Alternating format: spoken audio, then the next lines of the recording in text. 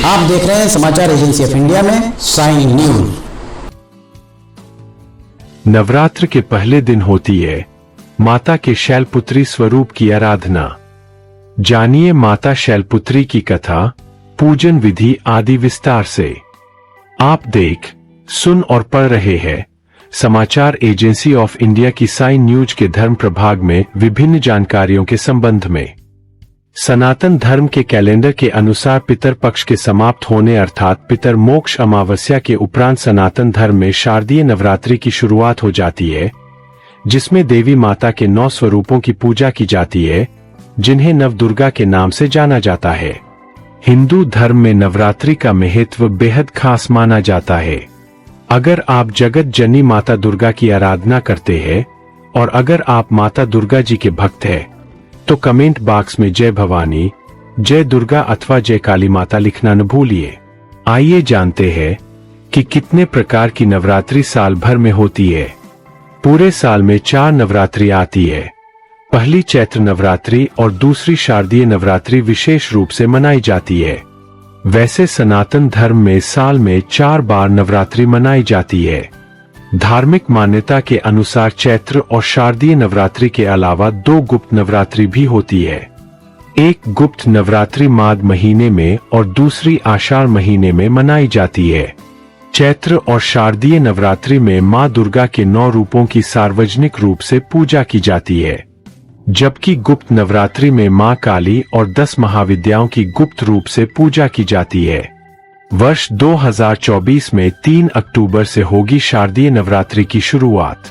इस बार पितरपक्ष सितंबर में संपन्न हो रहे हैं और शारदीय नवरात्रि की शुरुआत 3 अक्टूबर अश्विन मास के शुक्ल पक्ष की प्रतिपदा तिथि से होगी। इस दौरान घरों में मां दुर्गा की आराधना का पूरे विधि विधान के पूजन किया जाएगा। इसके लिए पूरे रीति रिवाज और मुहूर्त के अनुसार घरों में कलश स्थापना कर 9 दिनों तक माता की आराधना की जाएगी। शारदीय नवरात्रि के 10वें दिन दशमी मनाई जाती है, जिसे दशहरा या विजयादशमी भी कहा जाता है। इसमें सत्य की असत्य पर जीत के भगवान राम ने रावण का वध किया था और इसके बाद नवरात्रि का समापन होगा। आइए जानते हैं वर्ष 2024 में कलश स्थापना का शुभ मुहूर्त। घरों में नवरात्रि का पूजन करने से पहले इसके लिए घट स्थापना का विधि विधान किया जाता है। इसे पूरे मुहूर्त के अनुसार ही घर में 9 दिनों के लिए स्थापित किया जाता है। इस बार इसके लिए घट स्थापना 3 अक्टूबर को होगी। घट स्थापना मुहूर्त सुबह 6:24 से सुबह 8:45 तक होगा और अभिजीत मुहूर्त अपराह्न 11:52 से दोपहर 12:39 तक रहेगा। हर साल नवरात्रि के दौरान दिन के हिसाब से मां की सवारी तय की जाती है। अगर नवरात्रि की शुरुआत रविवार और सोमवार से हो रही है, तो मां की सवारी हाथी मानी जाती है। अगर नवरात्रि की शुरुआत मंगलवार और शनिवार से हो रही है, तो मां की सवारी घोड़ा होती है। वहीं अगर नवरात्रि की शुरुआत गुरुवार और शुक्रवार से हो रही है, तो मां की सवारी डोली या पालकी होती है। साल 2024 में नवरात्रि की शुरुआत गुरुवार से हो रही है, तो मां की सवारी डोली होगी। वहीं शनिवार को नवरात्रि का समापन होने का मतलब है कि मां पैदल जाएंगी। मां दुर्गा का पालकी पर आना शुभ नहीं माना जाता है। इसके अलावा मां का पैदल प्रस्थान भी शुभ नहीं माना जाता है। इसलिए भक्तों को नवरात्रि के दौरान डोली पर सवार होकर आई मां की पूजा पूरे विधि विधान से करनी चाहिए। इससे आप कई कठिन परिस्थितियों से बच सकते हैं। आइए अब जानते हैं शारदीय नवरात्रि के पहले दिन किसकी पूजा की जाती है। शारदीय या शारदेय नवरात्र के पहले दिन माता शैलपुत्री की पूजा की जाती है। पौराणिक मान्यताओं के अनुसार माता पार्वती पर्वतराज हिमालय की पुत्री है और मां के शैलपुत्री स्वरूप की पूजा देवी के मंडपों में पहले नवरात्र के दिन होती है। शैल का अर्थ है हिमालय और पर्वतराज हिमालय के यहाँ जन्म लेने के कारण इनका नाम शैलपुत्री पड़ा।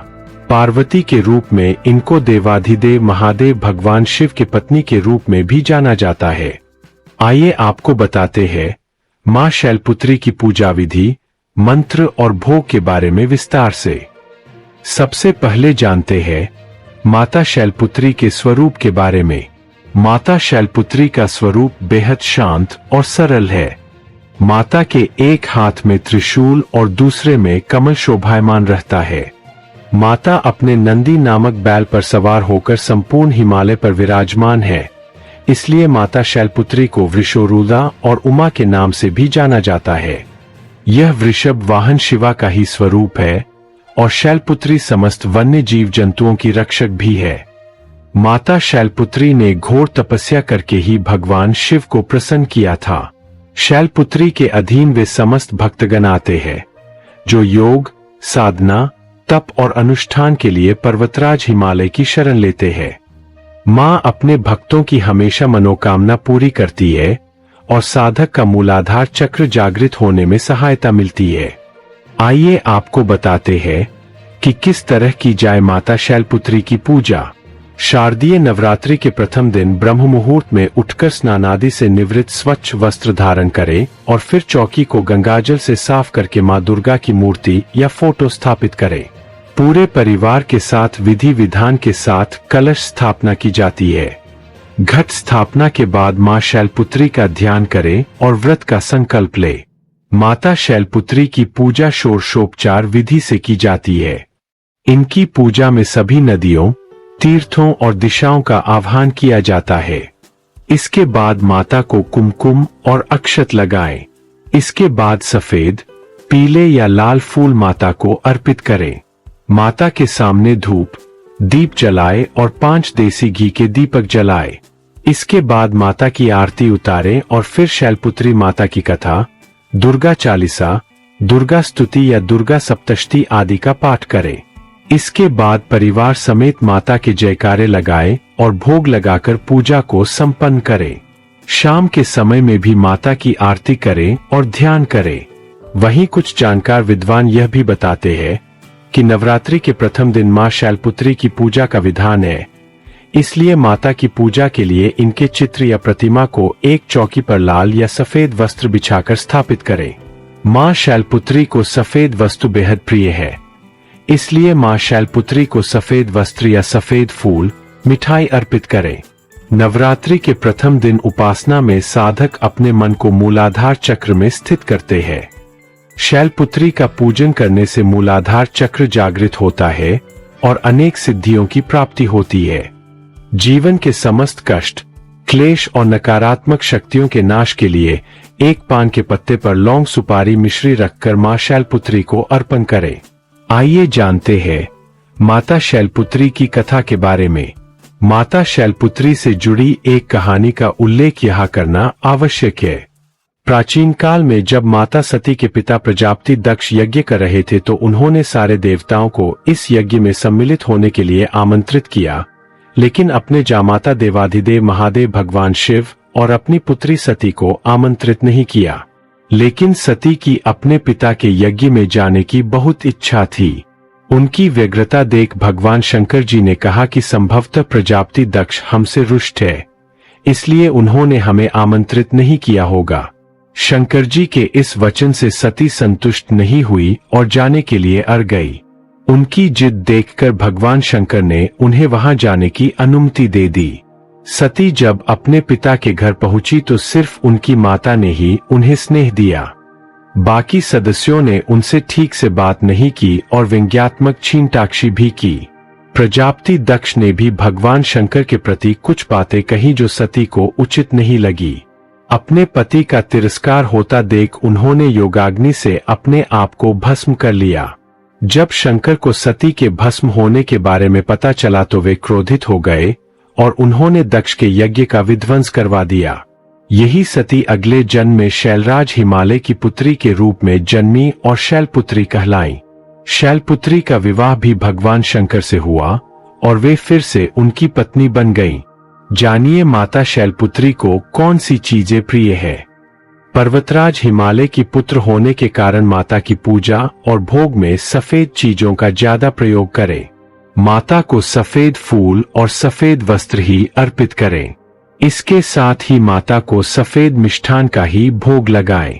माता शैलपुत्री की पूजा करने से कुंवारी कन्याओं को सुयोग्य वर की प्राप्ति होती है और घर में धन धान्य की कमी नहीं होती है। माता के इस स्वरूप को जीवन में स्थिरता और दृढ़ता का प्रतीक माना जाता है। शैल का अर्थ होता है पत्थर, और पत्थर को सदैव अडिग माना जाता है। जानते हैं कि आखिर शारदीय नवरात्रि का क्या है महत्व? शारदीय नवरात्रि का महत्व इसलिए है क्योंकि इसी समय देवताओं ने दैत्यों से परास्त होकर और आद्या शक्ति की प्रार्थना की थी। देवताओं की पुकार सुनकर देवी मां का प्रकट हुई थी। उनके इसी प्राकट्य से दैत्यों के संहार करने पर देवी मां की स्तुति देवताओं ने की थी। उसी उपलक्ष्य में शारदीय नवरात्रि मनाया जाता है। अगर आप जगत जननी माता दुर्गा की आराधना करते हैं और अगर आप माता दुर्गा जी के भक्त हैं, तो कमेंट बॉक्स में जय भवानी, जय दुर्गा अथवा जय काली माता लिखना न भूलिए। यहाँ बताए गए उपाय, लाभ, सलाह और कथन आदि सिर्फ मान्यता और जानकारियों पर आधारित है। यहाँ यह बताना जरूरी है कि किसी भी मान्यता या जानकारी की समाचार एजेंसी ऑफ इंडिया के द्वारा पुष्टि नहीं की जाती है। यहाँ दी गई जानकारी में निहित जानकारी विभिन्न माध्यमों, ज्योतिषियों, पंचांग, प्रवचनों, मान्यताओं, धर्म ग्रंथों, दंतकथाओं, किंवदंतियों आदि से संग्रहित की गई है। आपसे अनुरोध है कि इस वीडियो या आलेख को अंतिम सत्य अथवा दावा न माने एवं अपने विवेक का उपयोग करें। समाचार एजेंसी ऑफ इंडिया पूरी तरह से अंधविश्वास के खिलाफ है। किसी भी जानकारी या मान्यता को अमल में लाने से पहले संबंधित विशेषज्ञ से सलाह लें। अगर आपको समाचार एजेंसी ऑफ इंडिया में खबरें आदि पसंद आ रही हो तो आप इसे लाइक, शेयर व सब्सक्राइब अवश्य करें। हम नई जानकारी लेकर फिर हाजिर होंगे, तब तक के लिए इजाजत दीजिए। जय हिंद।